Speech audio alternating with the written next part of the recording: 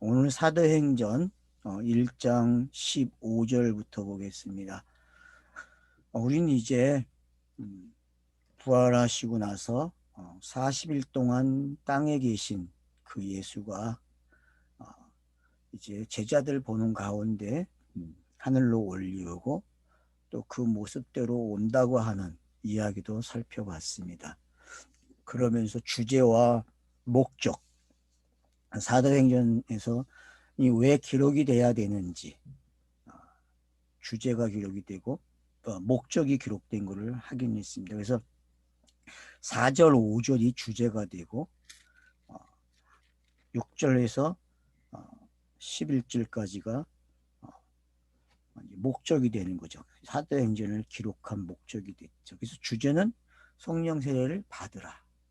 그리고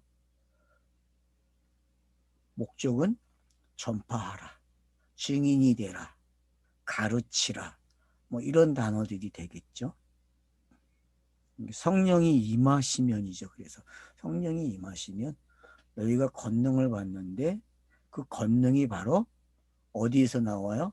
네, 우리가 2장에서 확인하겠지만 바로 말하는 가운데. 그래서 로마서 10장이 얼마나 중요한지를 알고 있어야 된다는 거죠. 로마서 10장에서 말하는 그 신명기로 시작되는 입의 이야기, 그리고 입에서 나오는 것들이 결국은 믿음을 일으키고 결국 그들로 하여금 의인이 되게 하는 게 어떤 건지, 이런 것들까지 이제 살펴보게 되는 거죠.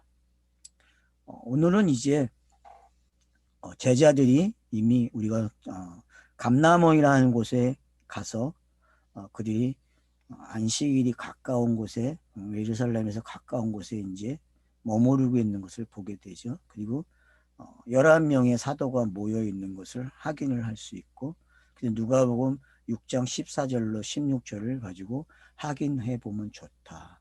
마태복음과 마가복음에서 말하는 그거와 약간의 차이는 있다는 걸 여러분이, 제자의 이름이 바뀌었다는 걸 좀 알고 계시면 되고요.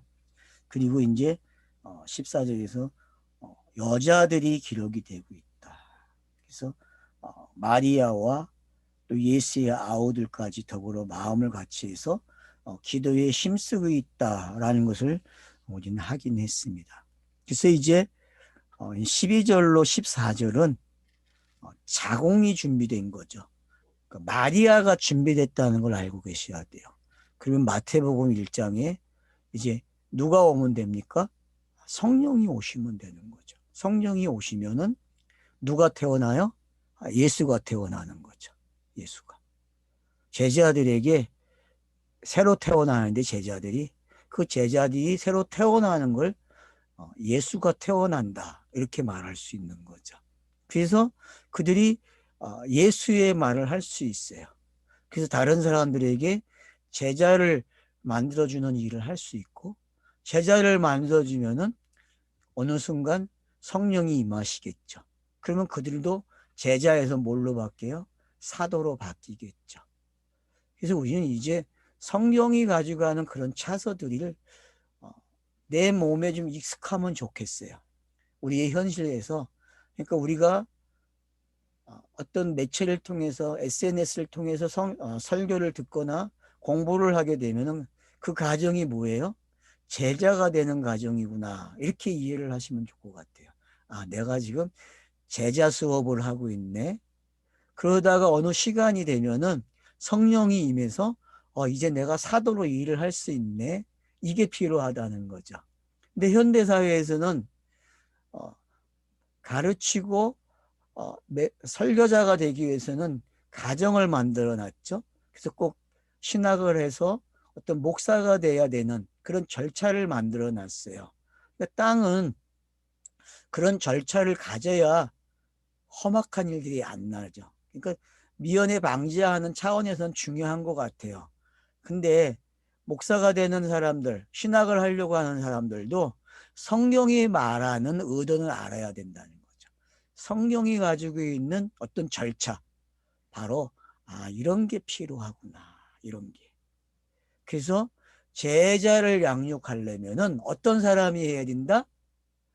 성령을 친숙하게 알고 있는 사람, 성령 안에서 훈련이 되어져 있는 사람, 성령으로 성경이 가르침을 받은 사람들, 성경이 뭔지가 기억할 수 있는 사람들, 그걸 다 예수 그리스도로 해석할 수 있는 사람만이 뭘 할 수 있다고요? 제자를 양육할 수 있다라는 거죠. 그 이제 2장에 가서 더 이야기하겠지만 일단은 우리가 좀 이렇게 구분을 하면 좋을 것 같아요. 아, 제자는 바로 가르침을 받는 시간이구나. 제자는. 그러나 사도는 뭐예요? 그 가르침의 내용이 이제 깨달아지는 사람들이죠. 성령이 임함으로 깨달아지고 삶이 이제 그 가르침을 받은 것을 내놓는 삶이죠. 입으로 내놔요. 입으로. 그 입으로 내놓는다는 거는요. 삶이 발걸음이 같이 동행되고 있는 거죠. 그러니까 우리는 입 그러면은 삶으로 가지를 않아요. 근데 이 입이라는 놈은요. 결국은 삶의 모든 방식을 바꿔놓게 돼 있죠. 그래서 사람은 생각하고 그 생각한 거를 말을 하거든요. 말을 하면 어떻게 돼요? 삶이 조금씩 조금씩 그 말한 대로 바뀌는 게 인간들이 가지고 있는 실력이에요. 사람은요, 좀비하고 다른 게 바로 그거예요. 좀비는 인격이 없기 때문에 안 돼요, 여러분. 사람들이 말하는 인격이 없기 때문에. 근데 사람들이 말하는 인격의 특성이 뭐냐 하면은 생각을 하면은 말을 하게 되고 말을 하면은 사람은 바뀐다는 거예요. 물론 도덕윤리가 뛰어내져요. 제가 그걸 뭐 강조하거나 저는 여태껏 한 번도 그걸 여러분에게 뭐 나타내라 그런 말을 하지를 않았어요. 그거는 복음의 말을 하게 되면은 그냥 따라오는 그냥 절차고 순서예요, 여러분. 꼭 삶을 이야기하지 않아도 삶은 그래서 말이에요, 말. 말을 하게 되면은 삶은 따라와요. 시간이 가면요. 시간만 줘보세요. 그럼 어떤 사람이든지 다 그 말한 대로 바뀌어요. 자기가 말한 대로. 말의 신비는 그런 거죠. 그러니까. 자, 그래서 이제 12절로 4절까지의 어떤 그릇이 준비가 돼 있어요. 성령을 담을 수 있는 그릇들이죠. 이 그릇은. 그러니까 이 그릇이 얼마나 중요한지를 우리는 알아요. 왜? 창세기 1장부터 계속 이 그릇이 준비되어 왔어요. 그리고 성전이라는 게 어떤 건지 알아요. 성전은 결국은 하나님의 씨가 들어오는 장면이에요. 그걸 하나님의 임재라 그랬죠. 성경에서. 그래서 하나님의 임재는 성전에 임재하는 모습. 그게 가장 정확하게 나타나는 데가 어디죠? 출애굽기 40장이죠. 출애굽기 40장에서 하나님의 임재가 들어와요. 성막에. 그런 건 솔로몬의 성전에 하나님의 임재가 들어오죠. 그거는 가장 정확한 거예요. 뭐가? 아, 성전에 하나님이 임재했다는 것은 하나님의 씨앗이 들어오는 거예요. 땅에. 그래서 결혼한 게 확인이 되는 거예요. 결혼한 게. 결혼하게 되면 아들을 낳잖아요. 그 아들을 낳는 게 뭔지 알아야 되는데 사람들이 그 아들을 낳은 걸 몰라요. 그걸 모르니까 여자와 남자를 통해서 가르쳐 주는 거거든요. 여자와 남자를 통해서. 이 땅에 여자와 남자가 있다는 것은 성전을 가르쳐 주는 게 성전이 뭔지. 그러면 이 땅의 여자는 성전이거든요. 그러면 그 성전이 씨를 잘 가져야만 자기가 성전인 것을 알게 되는 거예요. 자기가. 그리고 그 씨를 좋은 걸 받아야만 또 건강한 아이가 태어나면은 여자는 그게 행복이에요. 성경이 말하는 관점에서 볼 때에. 오늘날 여성주의자들이 말하면 이 말을 하면 미쳤다 그러겠죠. 너하게. 저놈은 인권도 모르고 여자의 인권도 파괴하는 놈이라고 말을 하겠죠. 근데 고대 문학을 우리가 연구하게 되다 보면 공부를 하다 보면은 이 관점을 버리면 성경 못 읽어요. 그래서 현대 여성 신학, 현대인들이 가지고 있는 여성의 관점으로는 성경을 읽는 걸 포기할 수밖에 없어요. 못 봐요, 여러분. 그것도 재앙이죠. 그러니까 성경을 가지고 있는 사람들에게는 그런 아쉬움이 있어요. 그래서 이거 가지고는 따로 한번 세미나를 해야 되겠죠. 이런 큰 틀을 가지고. 그러니까 제가 왜 시가 준비되었다고 이야기하는지 이해만 하시면 돼요. 그래서 그릇이 준비되고 이제 그 그릇에 뭘 담느냐가 중요한 거예요. 뭘 담느냐. 그래서 땅에서 할 일은 뭐예요? 그릇이 깨끗하면 사용이 된다 그러잖아요. 디모데에서. 깨끗한 그릇. 깨끗한 그릇. 그러면 깨끗한 게 뭐예요 도대체? 깨끗한 게. 그게 디모데는 바울에게 교육을 받았으니까 깨끗한 거죠. 그죠? 맞잖아요 여러분. 바울에게 디모데는 교육을 받았거든요. 디모데에게. 그게 그릇이 준비된 거예요. 그게. 그러니까 어떤 지도자를 만나느냐에 따라서 그릇이 달라요, 여러분. 그릇이. 일반 교회 목사님들을 만나게 되면 그것은 그것이 되겠죠. 근데 유튜브를 통해서 만나는 사람들은 다양하단 말이에요. 그러면 그 다양한 사람들 중에서도 정확한 걸 찾아내야 되겠죠.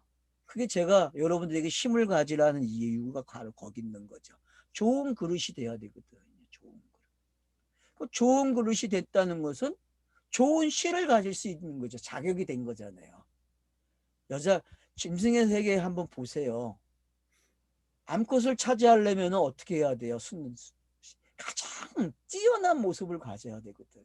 가장 힘이 세야 되고 모든 면에서 그 여자를 만족시킬 수 있는 준비가 되어야 되거든요. 그런 그 가정들을 우리가 보게 되면은 이런 모습들이 어떤 건지 알게 되는 거죠. 그래서 그릇이 준비되는 게 어떤 건지.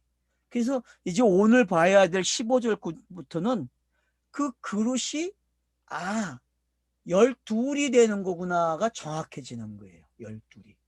좁히면 12이죠. 근데 이미 120명이 있어요. 120명이 있는데 그 중에서 11명으로 안 되기 때문에 12를 채워야 되는 이야기가 되는 거예요. 그러면은 왜 꼭 12이 돼야 되지?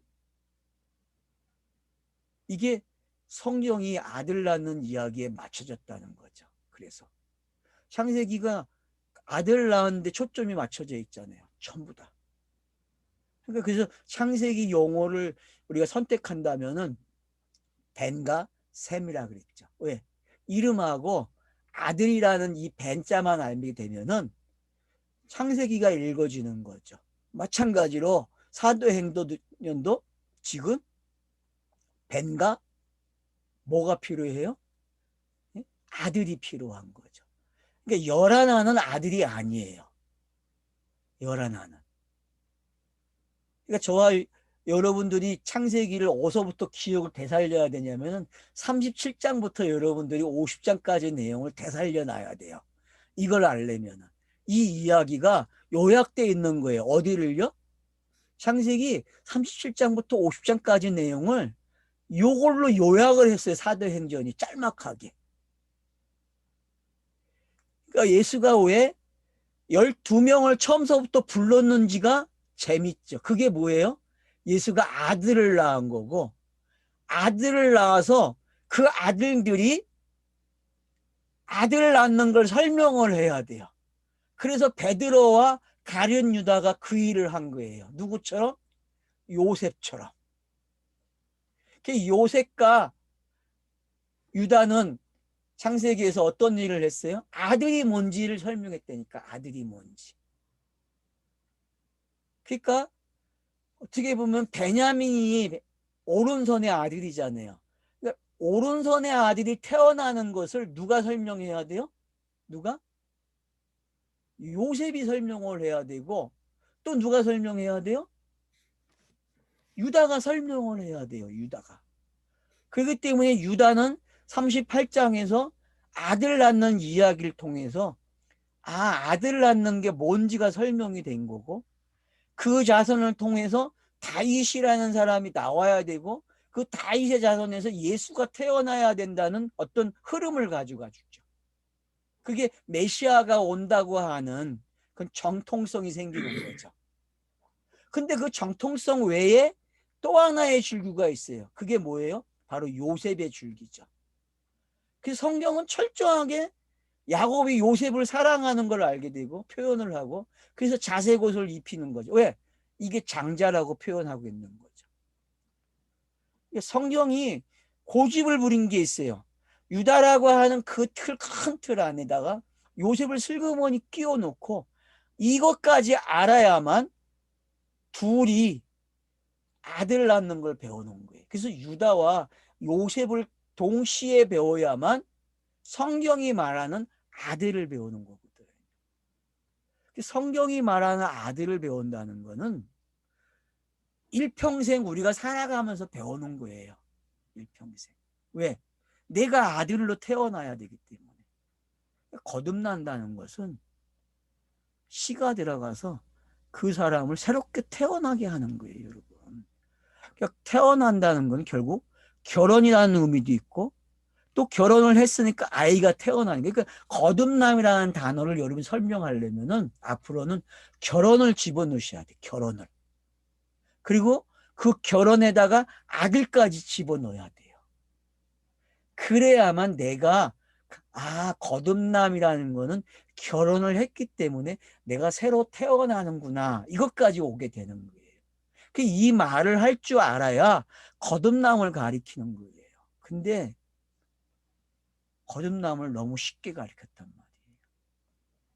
그러면 여러분, 창세기 1장에서 말하는 그 시가 준비되고 그 시가 계속 바뀌어서 이르실 때마다 정확한 시를 찾아가는 게 뭔지 우리는 알아요. 그리고 그릇이 생기고, 그래서 결국 그 그릇 안에 시가 들어가는 게 뭔지.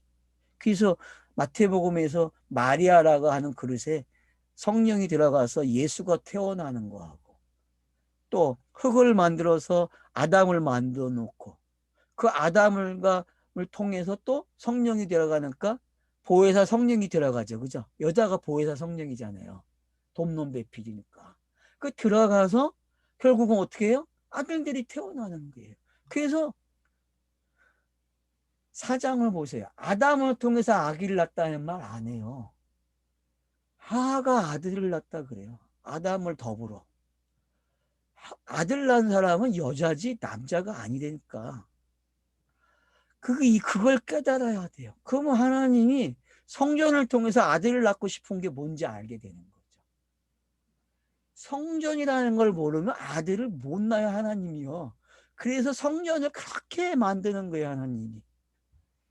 결국은 그 성전이 어디까지 와요? 내가 되는 거예요, 내가. 성전이 내가 돼야 그 안에 뭐가 생겨요? 씨를 뿌리게 되고, 그 씨가 아들을 낳는 거예요. 그러니까 그게 지금 사도행전 1장부터 기록이 되는 거예요. 그러니까 창세기 1장하고 사도행전 1장은 똑같은 내용이라니까요. 이게 맞아 떨어져야 여러분들이 창세기 공부한 게 얼마나 중요한지를 알게 되는 거예요. 창세기가 깔아놓은 그 1장의 일곱 말씀은 엄청난 거죠. 그러니까 그걸 모르면은 모든 책을 못 열어요. 왜? 거기에 모든 해답이 들어있기 때문에. 모든 해답이. 그러니까 요한복음도 결국 그 이야기거든요. 그래서 요한복음도 결론이 뭐예요? 예수가 낳은 아들을 내놓는 거예요. 어떤 아들? 요한. 사랑하는 자. 그래서 니네가 내 제자인 걸 알면 뭐하라 그랬어요? 새로운 계명이 요한복음 13장에서 새 계명 주잖아요. 서로 사랑하라는 거예요. 서로 사랑하라. 그래야 다른 사람들이 너희가 내 제자인 것을 안다고 이야기했단 말이에요. 여러분, 사랑이라는 거는요, 아들이에요. 아들. 아가피아는 아들을 낳았다는 뜻이에요. 여러분, 착각하지 마세요. 무슨 아가피아를 이상하게 해석을 해요. 아가피아는요, 아들이에요. 아들. 그걸 단어로 가져가서 설명을 하면 안 돼요. 그래서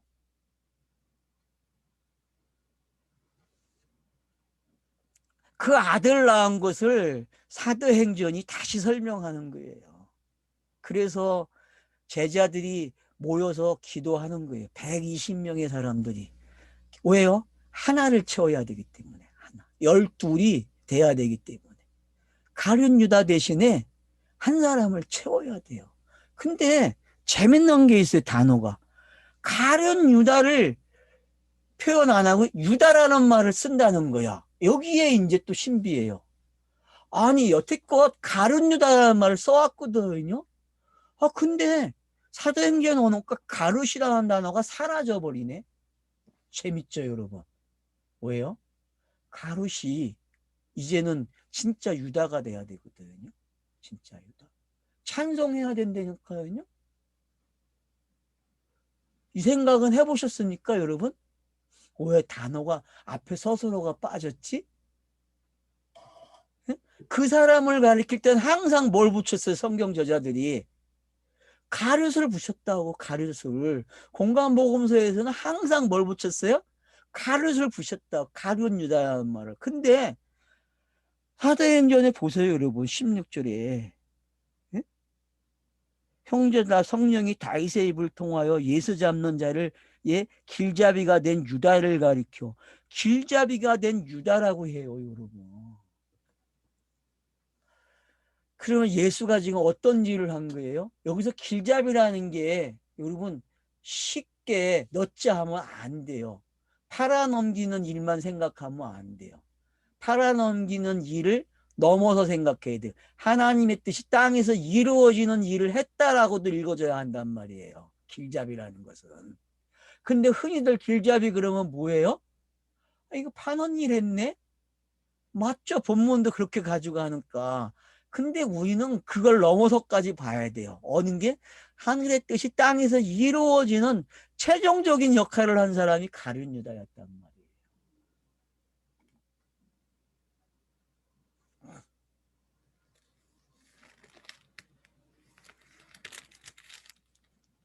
그래서 이 유다를 가리켜 말씀하신 성경이 응하였으니 마땅하도다. 맞죠? 응했다는 말은 뭐예요?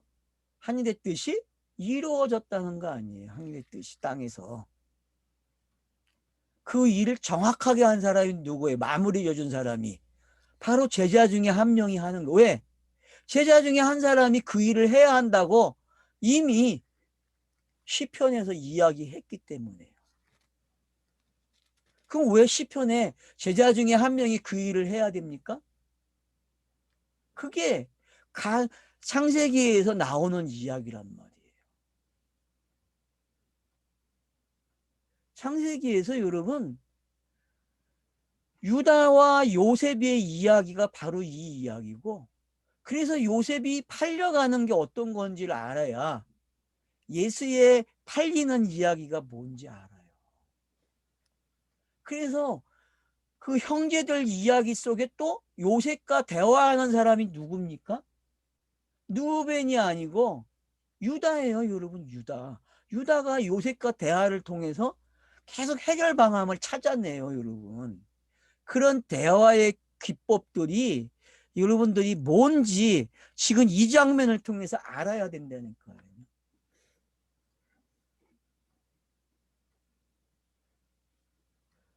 그러니까 지금 우리가 창세기 37장부터 50장까지가 명확하게 정리가 돼줘야 돼요. 명확하게. 그게 정리가 명확하게 되면요, 와 그럴 거야. 와 소리가 나온다니까요.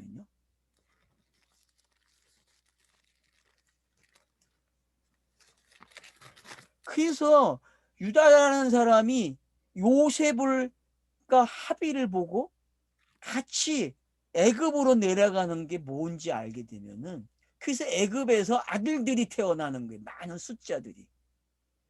그런 장면들을 여러분이 잘 알게 되면은 성경이 말하고자 하는 힌트를 얻게 돼요. 그래서 출애굽기 시작할 때 뭐라고 말이 시작돼요? 바로를 언급하는데 그 바로가 요셉을 알지 못한다 그래요. 요셉을 알지 못한다는 이야기는 뭐예요? 성경이 요셉을 다시 설명해 주겠다는 거거든요. 요셉을. 사람들에게 독자들에게 너네들이 요셉 공부한 거 되게 어려웠지? 내가 출애굽서부터 요셉이 뭔지 다시 가르쳐 줄게. 아들 낳는 게 뭔지.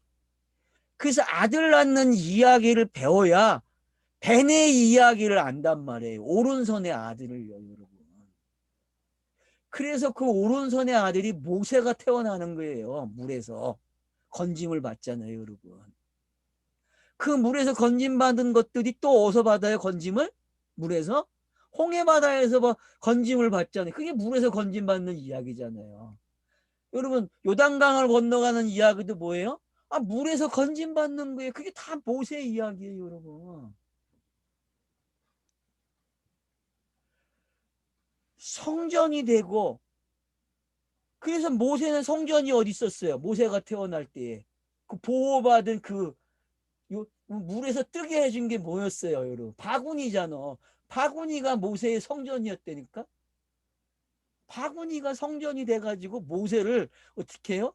안고 가지고 있어서 누굴 만나요? 바로의 공주 딸을 만나게 하잖아요. 그러니까 여러분들이 이런 이야기들이 그냥 있는 이야기가 아니란 말이에요. 지금 사대행전에서 여러분들이 다 그걸 이렇게 한번 소환을 해놓고 찰나로 다 지나가야 돼요. 이런 것들이. 그러니까 여기 지금 120명이다 그러면요. 아, 이건 그냥 성경 이야기들이 다 모여왔네. 66권의 성경 이야기들이 다 지금 집중해서 온 거예요. 그래가지고 문자들이 지금 뭘 기다리는 거예요? 자기가 아기를 잉태해야 돼. 씨를 받아야 돼. 그 광경까지 온 거예요, 지금요. 씨를 받아야 진짜 아들이 태어나는가. 자기의 겉모습이 없어지고 진짜의 모습이 드러나야 되니까. 그래서 120이라는 사람을 채워놓고 있는 거예요. 그리고 12에서 하나를 모자라기 때문에 12를 채우는 이야기가 되는 거고. 외행적으로는 120이 갇혔어요. 근데 그 120의 진짜는 뭐예요? 12이란 말이에요. 12를 알아야만 120을 안단 말이에요. 왜? 12만이 하나님의 아들을 설명하기 때문에. 12를 가지고 성경은 아들을 설명했단 말이에요. 창세기 1장에서는 7을 가지고 설명을 했는데 그 7을 성경이 12로 가르쳐 주겠다는 거예요. 그래서 24장로가 나오는 거란 말이에요. 구약에서 12, 신약에서 12. 12만이 뭘 가르쳐요? 결혼해서 아들 낳는 이야기가 설명이 된단 말이에요. 이 12 이야기가. 그러니까 참 생각할 게 많아요, 여러분. 좀 제가 천천히 갈게요. 좀 소환 좀 해보세요. 여러분이 가지고 있는 성경들을 좀 소환을 하시면서 침착하게 저 양반이 지금 무슨 이야기를 하려고 하는지 모르지만 나보고 기억을 하라 그러네. 기억을 더듬어서 성경을 가져오라 그러네. 한번 가져와 보세요. 가져와 보시면요. 그리고 이 위에다가 그 생각나는 것들 하나하나 차분하게 얹어 보세요. 얹어 보시면은 아, 성경이 진짜 원하는 거, 진짜 아들이 되는 게 아, 여기에 있구나. 여기. 물론 우리는 요한복음을 통해서 알아요. 정확하게 봤으니까. 근데 요한복음에 말한 그것들이 실제 역사 속에서 어떻게 진행이 되어졌는지, 크로노스 속에서 어떻게 기록이 됐는지를 우리는 확인해야 한단 말이에요. 결국은 제가 남은 생애를 살아가는 이유가 뭐예요? 확인하는 거예요, 여러분. 내가 된 거에 대해서, 내가 아들이 된 거에 대해서 확인하는 거예요. 그게 삶이에요, 여러분. 우리가 삶의 이야기 되게 좋아하는데 그 삶의 이야기는요, 내가 아들 된 것을 뭐 하는 거예요? 확인하는 거예요. 그게 제자들의 모습이죠. 제자라는 거는 자기가 부르심 받은 거를 확인하는 거예요. 그래서 의인 됐다 그러죠. 사도 바울이 부르신 다음에 의인이라는 말을 썼으니까. 그 다음에 뭐라고 썼어요? 영화롭게 했다고 했잖아요. 영화롭게. 그러면은 여러분 영화롭게 된 게 뭐예요? 성령이 임하는 걸 뭐라 그래요? 사도가 되는 거를 영화롭게 하는 거예요, 여러분. 영화롭게. 그러니까 제자들은요, 이제 뭐가 돼야 돼요? 영화롭게 돼야 돼요, 순서에서. 그래서 아들이 뭔지를 명확하게 아는 거죠. 아들이 뭔지. 그러니까 어렵다는 말도 이제는 여러분들이 다시금 새김질해야 돼요. 다시금.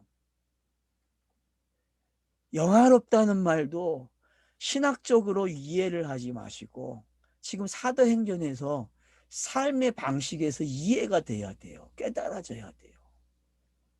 그래서 지금 이 사도행전요, 엄청난 책이에요. 그렇기 때문에요. 120명의 사람들이 와서 그걸 뭐라 그래요? 형제들이라 그래요. 형제들을 형제들아 그래요. 형제들아. 우리가 120명인데 형제, 형제가 뭐예요, 여러분? 같은 시로 낳은 아들이잖아요. 같은 주머니에서, 예? 같은 자궁에서 낳은 아들이에요. 그러면 그 같은 자궁이 누구였어요? 그게 예수잖아요, 여러분. 그 자궁에서 나온 자들이 지금 120명이에요, 여러분. 그걸 형제라고 한다고. 여러분들이 지금 제 말을 이해하시려면은 고대 사람들의 의식구조, 관념의 세계를 알아야 돼요. 그래서 제가 고대 근동학에 관심을 가지라는 거예요. 제발 관심을 가지세요. 지나가는 소리도 듣지 마세요, 여러분. 이 기초가 없으면은 허공을 때리는 것밖에 안 돼요, 여러분.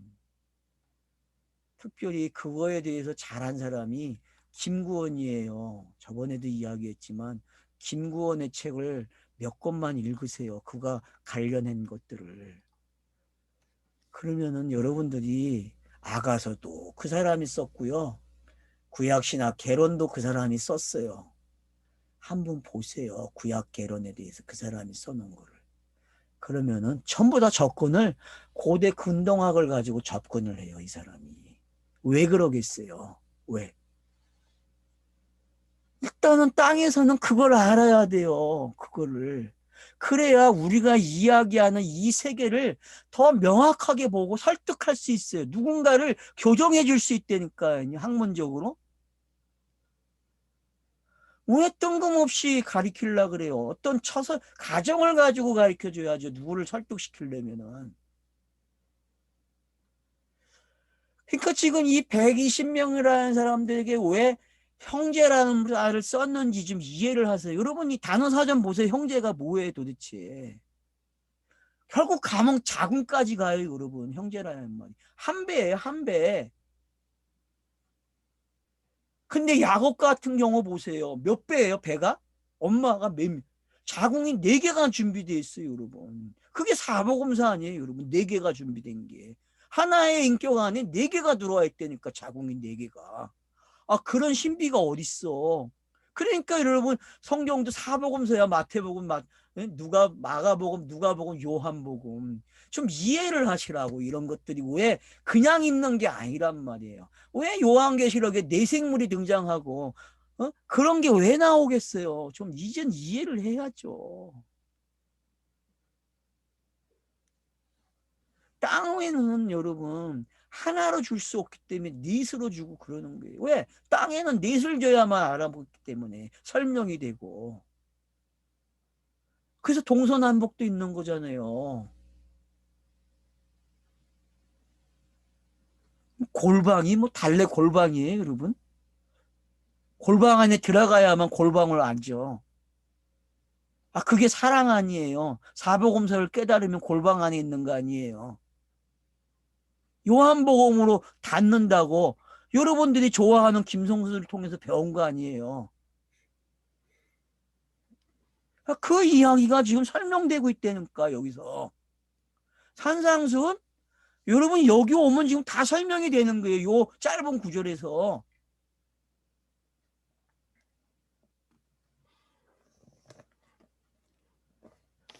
그 형제들 베드로가 그 형제들 가운데 서서 이르되. 왜 베드로가 가운데 서 있습니까? 왜 그러죠? 가운데 서게끔 예수가 만들어놨어요? 안 만들어놨어요? 제자 훈련할 때에 만들어놨죠. 그래서 항상 제자들의 무리가 나누어져 있었죠. 네 무리로. 재밌어요, 여러분. 그것도 꼭 네 무리로 나눠놨다고. 그 첫 번째 무리만 큰 사건, 표적을 일으키면 큰 사건에 누가 가요? 베드로, 요한, 야고보. 이 네 사람만, 세 사람만 가는 거. 왜 그러고 있어요? 증인이 돼야 되기 때문에. 그리고 꼭 요들은 알아야 되기 때문에. 그래서 변화산에도 요 세 명이 가고, 야이로의 딸을 죽은 자 살릴 때에도 요 세 사람을 데리고 가는 이유가 바로 거기 있는 거란 말이에요. 제자들 중에서도 확실하게 더 많이 알아야 될 사람이 있었다니까. 왜? 그 사람이 복음을 끌고 가는 중추 역할을 하기 때문에. 그렇다고 그 사람이 더 뛰어나다, 어떤 뭐 지금 어떤 신분 개념으로 이해하면 안 돼요. 또 우리는 아유 베드로 신분이 제일 높네. 그래서 교황을 가져가잖아요. 베드로를. 미친놈들이 교회사에서. 그런 미친놈들이 세상에 어디 있어요. 그런 이야기가 아니고. 그러니까 자꾸 착각하지 마세요. 또 교황 가져가면 안 돼요. 그거는 천주교가 실패한 거고.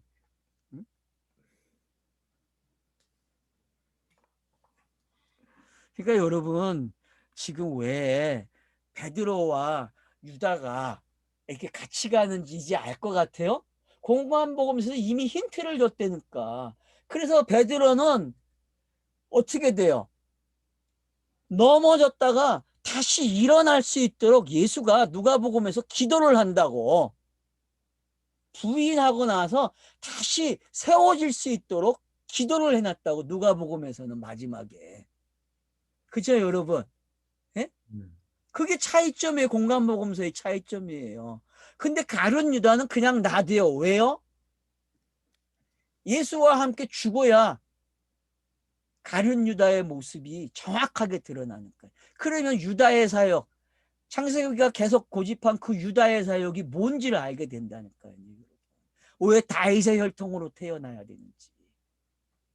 그게 뭔지를 지금 여러분들이 가룟을 뺀 이 유다를 통해서 보란 말이에요. 그러면 이 유다는 지금 가룟 유다가 아니고 누굴 보라는 거예요? 창세기에 나온 그 유다를 보라는 거예요. 그 유다. 그래야 아들 낳는 걸 배운단 말이에요. 아들 낳는 거듭남을 그래야 배워요, 여러분.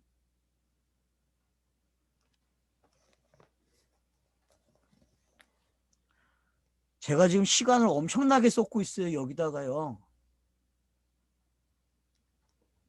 이유를 알겠죠? 예. 예? 이유를 여러분 분명히 알고 가셔야 돼요. 이게 그렇게 기본적으로 여러분들이 이 베이스를 깔아놔야만 사도행전의 깊이를 알죠. 여태껏 읽었던 방식으로 사도행전 보면 안 돼요, 여러분. 제가 왜 요한복음 다음에 사도행전을 보겠어요?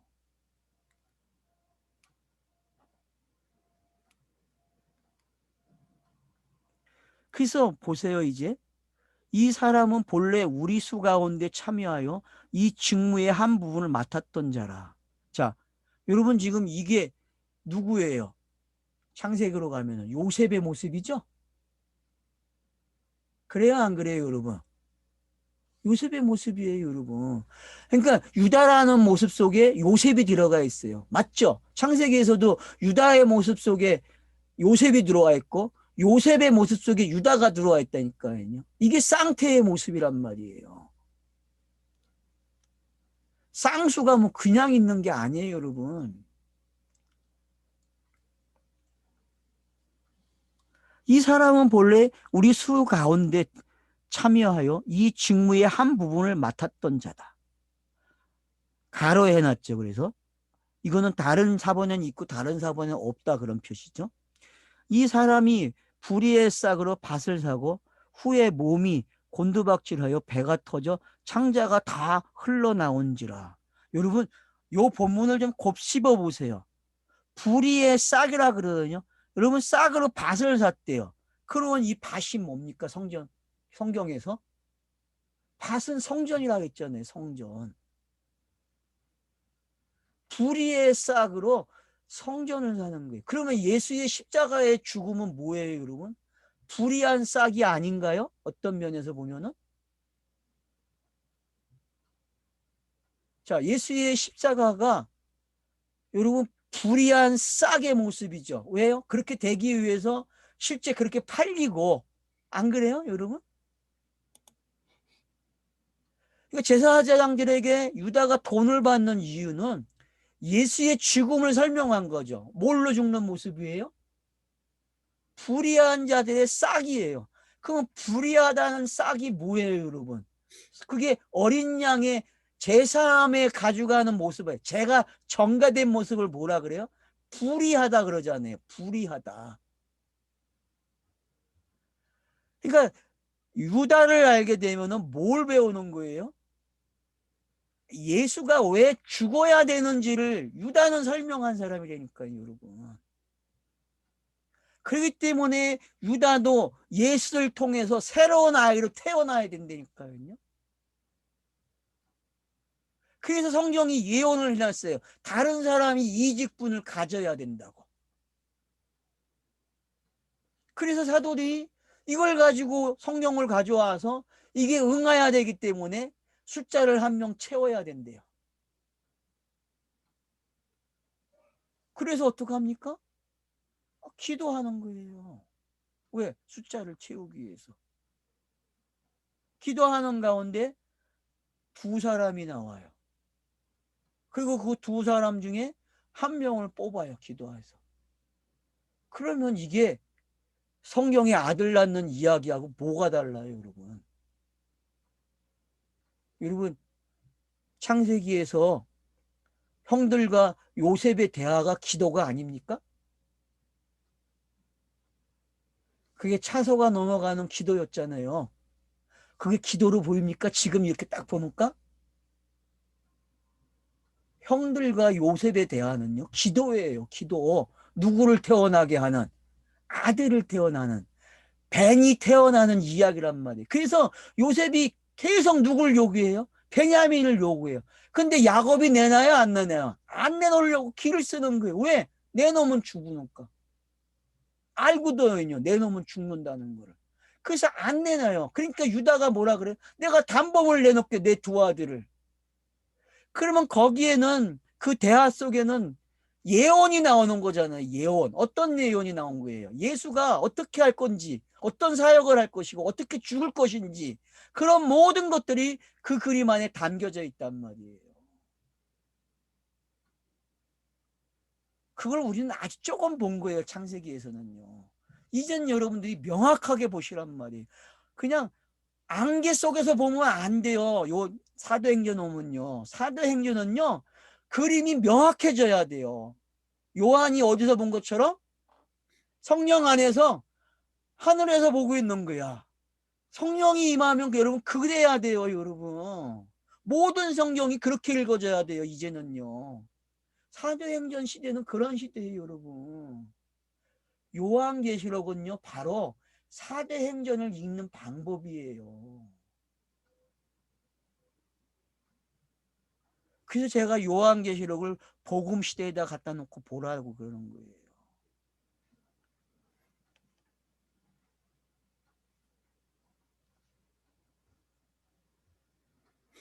그래서 시편 69편 25절을 인용해서 그 예언된 것들을 어떻게 해요? 이렇게 바꿔야 된다고 이야기해요. 그리고 109편 8절을 통해서 그의 직분을 타인이 취하게 하소서 그래요. 이런 구절들이 왜 미리 기록이 됐겠어요, 여러분? 왜 시인들이 읊어먹겠어요? 시인이 읊었다는 이야기는 뭐예요? 자기들의 삶 속에서 이 일이 꼭 일어났다는 거예요. 이 일이 자기들에게도.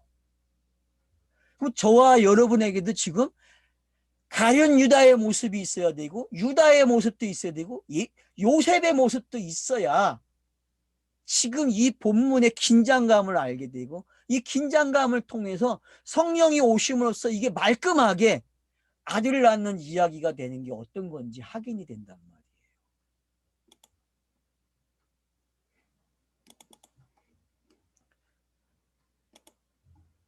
여러분, 제자가 같이 교육을 받았어요. 유다는요. 같이. 어디까지요? 여러분, 유다처럼 공부를 잘하는 사람이 없다니까요. 여러분, 가룟 유다가 얼마나 공부를 잘했는지 아세요, 여러분? 꼭 나쁘게만 접근을 해요, 우리는. 저놈은 악한 놈이기 때문에. 여러분, 제자로서 가장 정확하게 수업을 받은 사람이 누구예요? 유다예요, 여러분. 그렇기 때문에 자기 스승을 파는 거예요. 왜? 팔아야만 예수도 그리스도가 되고 자기도 가룟이 빠진 사람이 된다고. 이름이 가룟 유다가 살아야 된다니까요, 여러분. 가룟이 빠졌다는 이야기는 거듭난 걸 표현하는 거예요, 여러분. 유다가 억지 같아요? 억지로 이해하셔도 상관없어요. 저는 그렇게 깨달았으니까.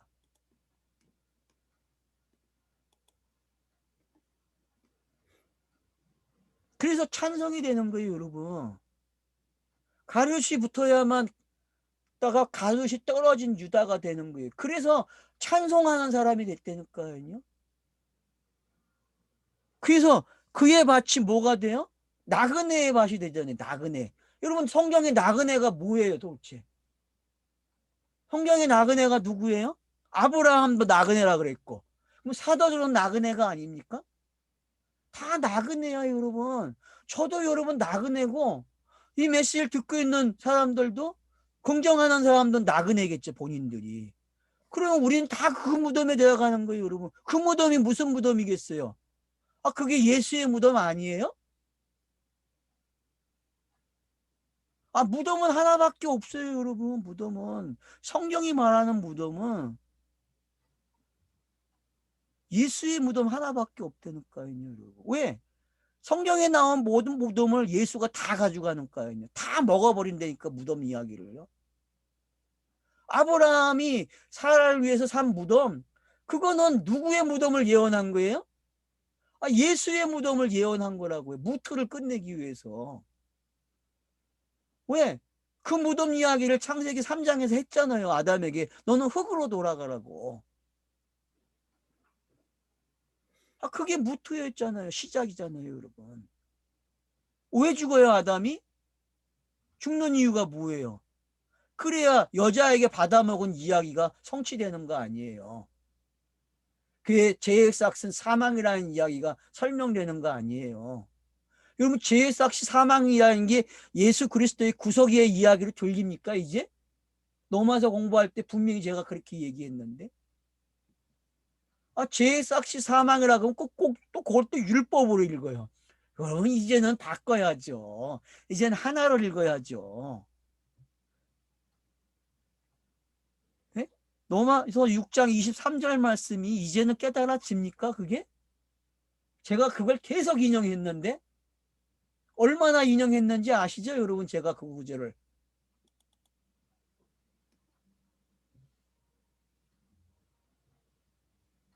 가룟 유다는요, 죄액삭시 사망인 걸 알았어요.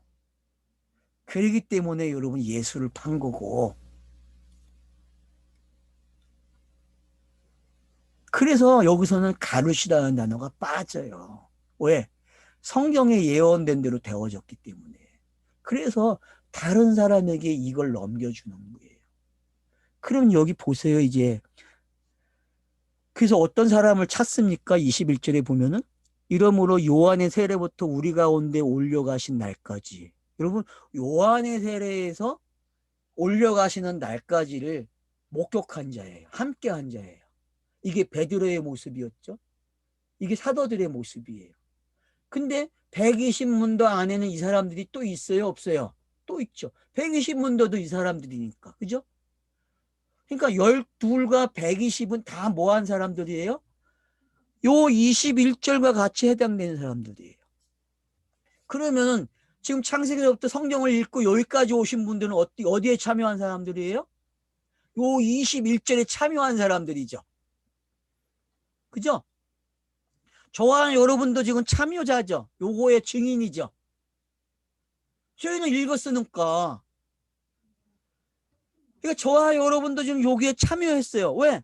세례 요한으로부터 올리셔 가신 그 날까지를 봤단 말이에요. 누가복음이 그 얘기를 한 거고, 그래서 여기 데오빌러요. 먼저 쓴 거래요. 무릇 예수께서 행하시며 가르치시길 시작하신부터 그래요. 그러니까 그런 단어들이 왜 나오는지. 그러면 앞으로 물세례가 나온다, 사도행전에서. 그 이야기는 뭐예요? 예? 물세례라는 이야기는 제자들이 처음 시작한 거죠. 그죠? 예수의 공생애가 처음 시작된 이야기고. 그러니까 물세례가 먼저 나와요. 에베소 교회에도 뭐부터 받았어요? 물세례를 먼저 받는 거예요. 물세례 이야기가 나오는 거예요. 아볼로라는 사람이 가가지고 물세례를 먼저 한다니까. 그러면 이제 여러분들이 성경 기록하는 방법을 아는 거예요. 아, 사도행전이 물세례가 나올 때는 이런 거구나. 그래서 이 사람들을 참여시켜야 안 시켜요? 참여시켜서 이 과정을 마치면은 불세례를 주는 거예요. 그러니까 제자라는 시간이 있어야만 불세례를 받는 거예요. 알았어요? 예? 교회는 거꾸로 갔죠. 그래서 교회가 제자를 가르쳐야 돼요. 제자가 돼야 그 다음에 불세례 받는 게 뭔지. 그러면 어떤 이런 유형을 가지라는 거예요. 땅에서. 이런 절차를 만들고 이런 유형을 가지라는 게 아니에요. 이걸 안다는 거는 뭘 아는 거예요? 하늘의 뜻이 땅에서 이루어지는 그런 하나님의 자기의 그런 전달 방법을 알았다는 거예요. 전달 방법을. 그게 먼저 돼야 되는데 그거는 안 가르치고 유형을 만들어놔가지고 거기다가 의미 부여를 해서 그걸 하려고 하니까 그게 우상이 되는 거죠. 그러니까 우리가 뭘 놓쳤는지 알아야 되고 뭐가 먼저 돼야 되는지를 알아야 된단 말이에요.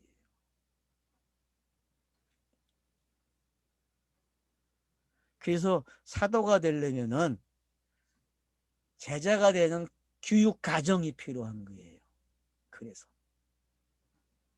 그래서 11번째, 12번째 되는 사람은 뭐가 있어야 돼요?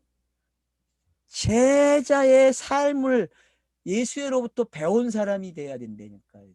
그래서 사도행전은 요한의 세례를 등장시키는 거예요. 그리고 성령의 세례가 나오고. 그래서 사도들과 동시되게 하는 거예요. 왜? 그런 차서를 다 마쳤기 때문에.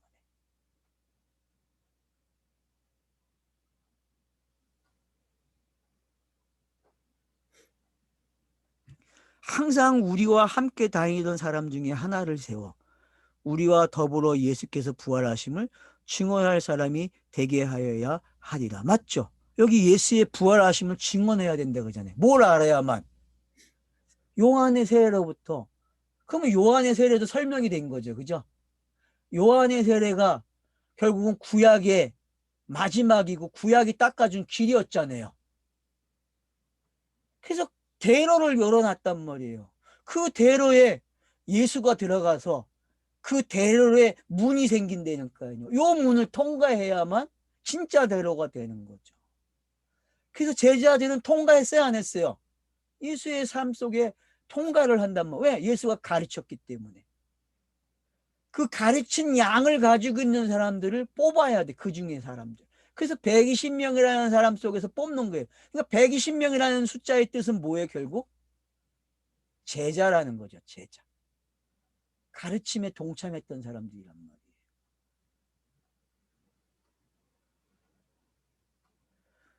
그래서 뭐가 준비되는 거예요? 그릇이 준비되는 거예요. 그 12이 준비돼야 돼요. 그러면 여러분 이제 이름을 한번 보세요. 얼마나 재밌는가. 그들이 두 사람을 내세우니 하나는 바사바라. 여러분 바사바는 집결한 아들이에요. 두 단어가 합해서 집결이라는 단어하고 아들이라는 게 예? 어근을 찾아가는 게 그렇게 나오더라고요. 집결이라는 단어와 아들 이 두 단어가 합쳐진 거예요. 그러면 무슨 뜻입니까? 집결한 아들이래. 집결한 아들. 그러면은 120명의 무리가 뭐예요? 성경의 모든 문자들이 지금 여기에 와 있어요, 안 와 있어요? 이 사람의 이름을 통해서 다 와 있다니까, 여러분. 집결했다니까. 성경의 모든 초점이 지금 어디 와 있어요? 일로 와 있다니까, 이 단어 속에.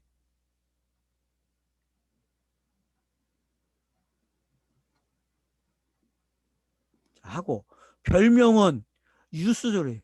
여러분, 유스도라는 게 뭐예요? 법을 잘 지키는 사람이에요. 그 법을 잘 지킨 사람들이 누구였어요? 유대인들 아니에요. 구약의 사람들. 그 구약의 문자가 지금 어떻게 해요? 이 두 단어를 통해서 들어와요, 안 들어요? 바사바라는 거와 유스도라는 이름을 통해서. 그러니 성경이 지금 얼마나 이름을 가지고 우리는 알잖아요. 이름 그러면은 뭐예요? 요약되어 있는 거라고. 어떤 사람이 그 사람인 것을 확인해 주는 요약된 단어잖아요. 요약된. 구약의 고대 근동 사람들은 이름 그러면은 그 사람을 다 아는 거야. 그 사람을. 그게 고대 사람들이 가지고 있는 의식이란 말이에요. 그러니까 벤이 그렇게 중요한 거예요, 여러분. 셈이라는 단어가. 하고 그는 뭐라 그래요? 요셉이라 그래요, 여러분. 요셉이 뭐예요? 그가 더할 것이다. 아이고, 이름이, 이 세 이름만 하면은 구약이 끝난 거죠. 그죠? 맞잖아요. 뭐예요? 예수가 그리스도가 와야 더해질 거 아니에요. 그리스도가 와야. 율법이 요구하는 게 결국 그리스도가 더한다는 이야기 아니에요. 그래서 메시아가 온다는 이야기가 지금 요 단어, 세 단어 속에 들어왔다니까. 바사바, 유스도, 요셉. 그럼 마띠아는 뭐예요?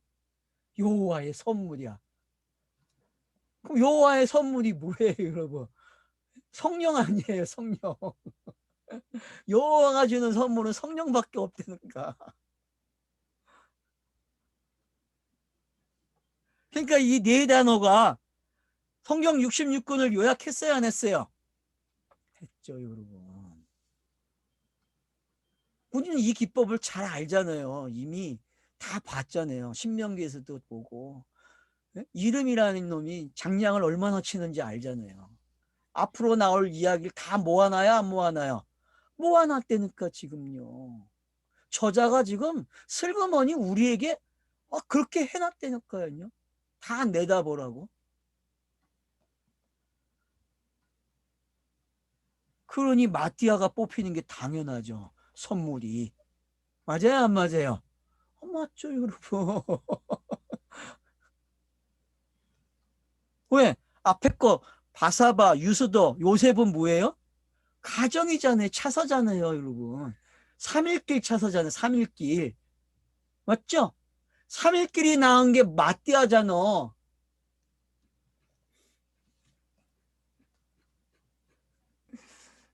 이렇게 재밌다니까 성경이요. 이렇게. 얼마나 재밌어요. 이제 우리는 그냥 웃을 수 있다니까. 왜? 아니까 이게 뭔지. 성경 저자들의 기록하는 특징을 이제 알았잖아요. 정확하게 확인이 되잖아요.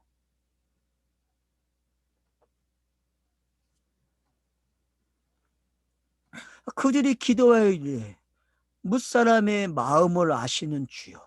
이 두 사람 중에 누가 주님께 택한 바 되어 봉사와 및 사도의 직무를 대신할 자인지를 보시옵소서. 사도의 직무를 대신할 자를 찾는 거예요. 그러면 지금 이들이 사도입니까? 아닙니까? 11명도? 아직 사도 아니죠. 명칭은 사도라는 말을 쓰지만 성령이 임해야만 뭐가 되는 거예요? 사도가 된다니까요. 아직은 제자란 말이에요. 근데 왜 사도라는 말을 쓸 수 있어요? 예수가 말을 해줬고 요한복음이 기록을 했기 때문에 사도라는 말을 쓸 수 있는 거죠.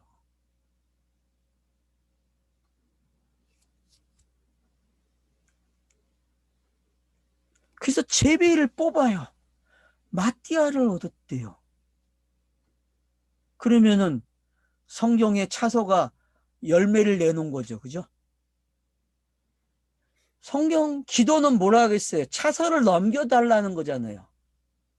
다음으로 넘겨주세요. 다음으로 가게 해주세요. 그래서 마띠아를 얻었다는 것은 제자의 시대가 끝나고 사도의 시대로 넘어오는 그런 길잡이 역할을 하는 거예요, 여러분. 누가 했던 것처럼, 가룟 유다가 했던 것처럼. 가룟 유다가 한 일은 다음 차서를 넘겨주는 일이었고, 마띠아는 당연히 그 다음 차서를 선물로 가져가야죠. 그죠? 은혜의 시대가 열린 거 아니에요. 선물은 은혜잖아요, 은혜.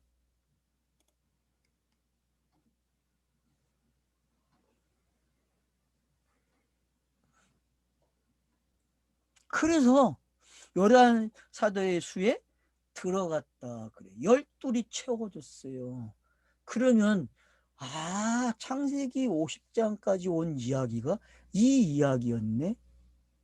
그래서 모세가 아니죠. 야곱이 창세기 49장에서 어떻게 해요? 예언을 하는 거예요, 여러분. 축복을 하는 거예요. 그 축복의 내용이 뭐겠어요, 여러분? 축복의 내용. 그게 구약의 지도라고 했잖아요. 그리고 그게 공간복음서, 사복음서의 내용이 되었고 그런 부분들이 채워지고 있다니까요, 지금. 여러분 지금 찰나도 많이 지나갔죠? 오늘 소환을 많이 하셨을 거예요. 그리고 그것들이 어떻게 성취가 되고 그것들이 내게 어떻게 다가와서 나로 하여금 흥분하게 하고 있는지. 여러분 성령이 오신다는 게 이제 어떤 건지 알겠습니까? 내가 아들이 되는 거예요, 여러분. 내가 거듭나는 거예요. 그걸 확인시켜 준다니까요. 성도의 삶은요, 내가 아들이라는 것을 계속 자라가면서 맞네요, 맞네요 하는 거예요. 그래서 여러분, 부모를 공경하라는 게 정확해지는 거예요. 부모를 공경하는 게 뭔지. 내가 매일같이 나 아들 맞아요. 나 아들 맞아요. 이게 부모 공경이죠. 그러니까. 성령이 오셔야만 이 이야기가 하답이 된다니까요. 네, 내 아들 맞네요. 그게 우리의 삶의 이야기란 말이에요. 레시피에 숨을 쓰는 사람들이 해야 할 일은 바로 이거예요. 삶 속에서. 내가 아들이네요. 그래서 이 땅에서도 육신의 부모들과 자녀가 어때요? 언제 자기가 아버지의 아들인 것을 절실하게 깨닫습니까? 언제? 여러분 언제죠? 돌아가시고 나서 장례식에서 그러죠. 그전에는 자기가 지잘나면서 살았다고 계속 고집 부리고 짜증내고 화내고 했어요. 또 착한 아들은 그 아버지의 뜻을 다 받아들이고 또 참으면서 살아온 아들들도 있고 양면성이 다 있어요, 여러분. 근데 결국은 땅을 치고 한탄을 해요. 왜?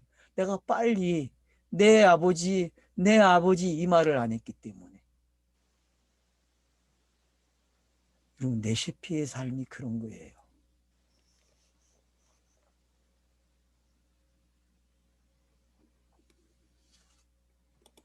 그래서 열한 사도 수에 마띠아가 채워졌다는 게 어떤 건지 아셔야 돼요.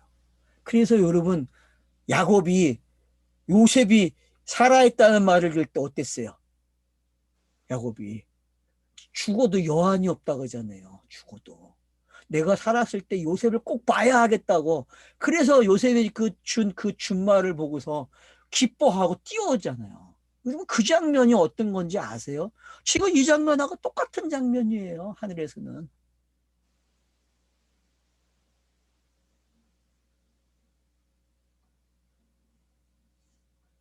이게 뭔지 아셔야 돼요.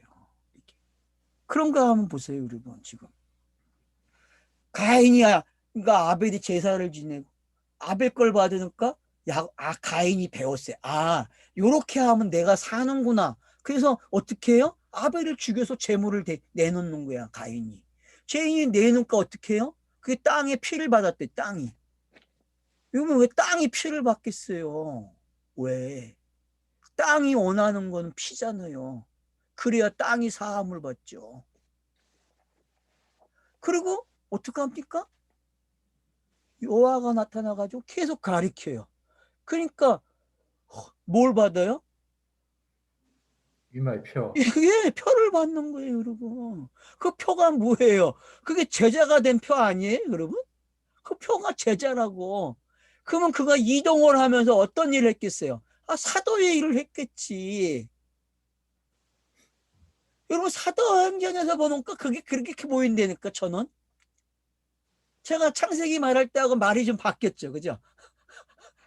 아, 그러니까 하나님이 뭐라 그래요? 야, 내가 아벨 대신 셋을 줄게, 그런다고. 아벨 대신 셋을 주는 거예요. 왜? 다른 씨를. 그러면 지금 다른 씨 나온 이야기하고 같아요, 안 같아요?